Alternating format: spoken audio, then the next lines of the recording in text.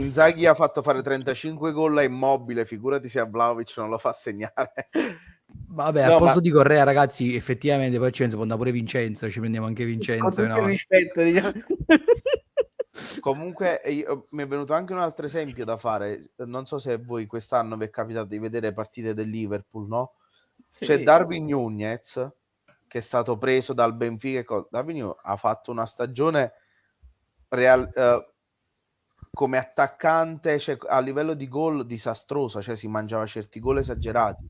Però Darwin Nunez in mezzo al campo ti fa venire voglia di giocare, capito? Perché corre, va, fa contrasti, la prende di testa, torna in difesa, secondo me in un momento no della tua carriera, poi io sono anche convinto che comunque, come diceva Allegri, ci sono le categorie per tutto, anche per gli attaccanti, quindi per i giocatori, sia come gli allenatori, tipo prendi Pippo Inzaghi, che Pippo Inzaghi si rifiuta categoricamente di salire in Serie A, perché ogni volta porta, come quest'anno, il Pisa a salire in Serie A, lui però si dimette perché vuole rimanere in B.